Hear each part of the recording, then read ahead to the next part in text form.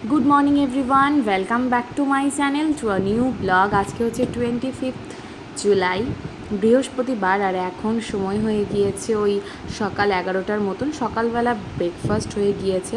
আর তারপর কিন্তু দেখতেই পাচ্ছ, দেখিয়ে দিলাম তোমাদেরকে, আজকে বাড়িতে এসেছে পমফ্রেট মাছ। আর আমার শাশুড়ি মা রান্না করছিল, ভাবলাম তোমাদের সাথে একটু শেয়ার করি। তো প্রথমে মাছগুলোকে ভালো করে ফ্রাই করে নিচ্ছে। তোমাদের কার কার পমফ্রেট মাছ খেতে ভালো লাগে অবশ্যই কমেন্ট করে জানিও। আমি কিন্তু ফার্স্ট টাইমই আজকে খাবো, কারণ এর আগে পমফ্রেট মাছ খাওয়া হয়নি, তো সেজন্য আমি বলতে পারছি না যে টেস্টটা কেমন হবে। তো যাই হোক, তো ভালো করে এখানে দেখো মাছগুলোকে ফ্রাই করে নিয়েছে। তারপরে কিন্তু এর মধ্যে জিরে, শুকনো লঙ্কা সব কিছু ফোড়ন দিয়ে এর মধ্যে কিন্তু পেঁয়াজ কুচি দিয়ে দিল। মানে পেঁয়াজ দিয়েই করবে আর কি রান্নাটা, মানে এই মাছের একটু ঝাল টাইপের। তো সেটাই তোমাদের সাথে শেয়ার করব। তো ভালো করে পেঁয়াজটা ফ্রাই করার পর এখন এর মধ্যে দিয়ে দিবে মশলাটা। তো এর মধ্যে রয়েছে টমেটো, তারপর কাঁচা লঙ্কা, আদা, এগুলোই রয়েছে। তো এগুলোকে ভালো করে পেস্ট করে দিয়ে দিল।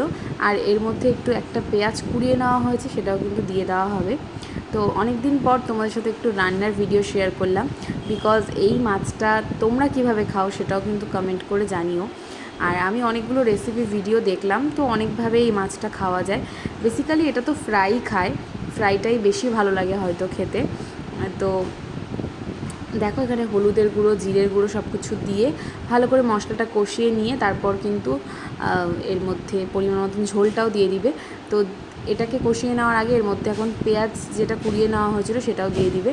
তো ভালো করে এটা মিক্স করে নিচ্ছে, ভালো করে এটা ফ্রাই হয়ে যাক, তারপর তোমাদেরকে দেখাচ্ছি। আর তোমরা কিন্তু পুরো ব্লগটা দেখতে থাকো, একদমই স্কিপ করো না।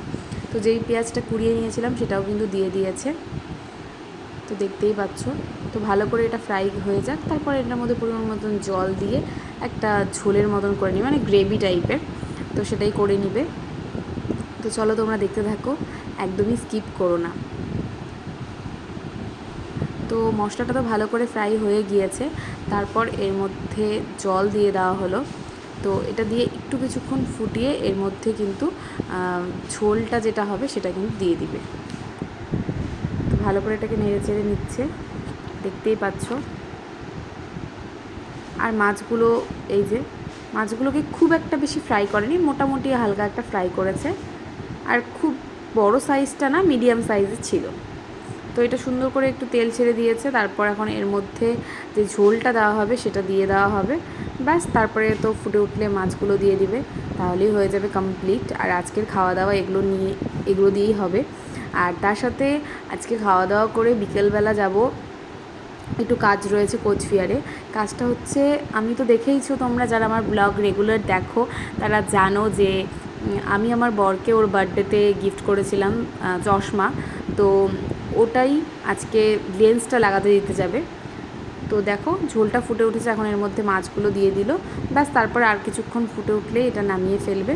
ব্যাস, তাহলে এটা কমপ্লিট। আর যেটা বলছিলাম সেটা হচ্ছে, তারপরে হচ্ছে কোচবিহারে যাব, কারণ ওটাতে ও লেন্স লাগাবে। সেই কারণে, কারণ আগের দিন তো শুধু নর্মাল নিয়ে আসা হয়েছিল, কারণ যেহেতু পরের দিনই ওর বার্থডে ছিল সেজন্য আর তখন লেন্স লাগানোটা হয়নি। আর এর মধ্যেও যাওয়া হয়নি। তো ভাবলাম যে আজকে আজকে আর কি ওই বলল যে আজকে যাওয়া যাবে। তো চলো আগে দুপুরবেলা খাওয়া দাওয়াটা করে নিই। এই হচ্ছে পমফ্রেট মাছের কারি। তো এটা দিয়েই হচ্ছে আজকে ভাত খাবো। আর তাছাড়াও তো আইটেম রয়েইছে, মানে নিরামিষে যা যা থাকে, তো ওগুলো দিয়ে খাওয়া দাওয়াটা করে নিই। তারাও তোমাদেরকে একটা জিনিস দেখাচ্ছি। খাওয়া দাওয়া করে এখানে দেখছিলাম যে একটা অনেক বড় কাঁঠাল। তো ওদের গাছে অনেক বড় বড় কাঁঠাল হয়, ভাবলাম তোমাদের সাথে শেয়ার করি। তারপর দেখো রেডি হয়ে গিয়েছি, এখন মোটামুটি 6টার মতন বাজে।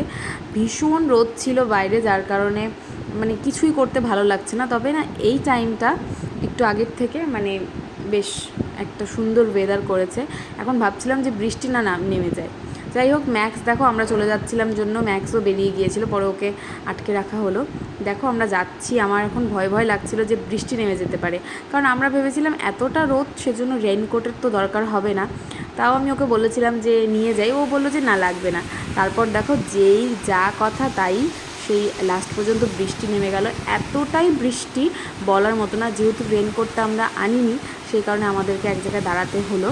কারণ ভীষণই জোরে বৃষ্টি পড়ছিল আর বিদ্যুৎ চমকাচ্ছিল, তোমাদেরকে সেটাই দেখালাম। কতটা বুঝতে পারছো জানি না, কিন্তু ভীষণ জোরে বৃষ্টি হচ্ছিল। যাই হোক, ভালোও লাগছিল, তবে আমরা অল্প অল্প ভিজে গিয়েছি। ভেবেছিলাম যে এত জোরে যদি বৃষ্টি হয় তাহলে আর যাওয়া যাবে না, কারণ আমরা একদম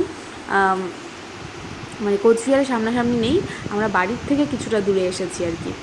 তো যাই হোক, তারপরে আর বৃষ্টি নামেনি, আমরা কিন্তু চলে এসেছি চশমাটার দোকানে। তো চশমা তো নেওয়া হয়েই গিয়েছিল আগে, শুধু আজকেও টেস্ট করে ওর পাওয়ারটা বসিয়ে নিবে। তো যাই হোক, এখানে বসেছিলাম অনেকক্ষণ, তারপর তো ওর কাজ হয়ে গিয়েছে। এরপরে আমরা গিয়েছিলাম আইসক্রিম বারে। আমার অ্যাকচুয়ালি ভীষণ আইসক্রিম খেতে ইচ্ছে করছিলো, পরে একটা আইসক্রিম নিলাম এখান থেকে, একটা চকলেট ফ্লেভারের আইসক্রিম নিলাম। তারপরে আমরা চলে গিয়েছিলাম নিওতে। তো এখানে ও একটা নিয়েছে চিকেন প্যাটিস আর আমি নিয়েছি চিকেন স্যান্ডউইচ। তো এগুলো খেয়েই আজকে বাড়ি চলে যাব। তো চলো, কারণ আকাশটা বেশি একটা ভালো না, সেজন্য ভয় লাগছিলো যে আবার যদি বৃষ্টি নেমে যায়। তো যাই হোক, সুন্দর মতনই আমরা বাড়িতে পৌঁছে গিয়েছিলাম, বৃষ্টি আর হয়নি, তবে গরমটা কিন্তু এখনও কমেনি। তো যাই হোক, চলো দেখাচ্ছি তোমাদেরকে। তো এরপরে বাড়ি যাওয়ার আগে মার এখানে এসেছিলাম, ভাবলাম যে বাড়িতে যাওয়ার আগে একটু মার এখানে হয়েই যাই, একটু দেখা করে যাই। তো এখানে চলে এসেছি দুজনে, একটু পরে চলেও যাব। পরে মা এখানে দেখো আম কেটে নিয়ে আসছিল। তো আম খেতে তো ভীষণই ভালো লাগে, ওরও ভীষণ ভালো লাগে আম খেতে। তো যাই হোক, মা হচ্ছে আম কেটে নিয়ে আসলো। তো আম খাবো, তারপর হচ্ছে আবার চলে যাব শ্বশুর বাড়ি। আর আজকের ব্লগটাকে এখানেই এন্ড করে দিচ্ছি। যদি তোমাদের ভিডিওটিতে কিছু ভালো লাগে তাহলে অবশ্যই ভিডিওটিতে একটা লাইক করো, কমেন্ট করে জানিও যে কেমন লাগলো, আর বেশি বেশি করে শেয়ার করো। আর ভিডিওগুলো যদি ভালো লাগে তাহলে কিন্তু অবশ্যই আমার চ্যানেলটাকে সাবস্ক্রাইব করে দিও। তো চলো, আজকের জন্য এইটুকুই, দেখা হচ্ছে নেক্সট ব্লগে। Till then take care, tata, bye bye, good night and love you all.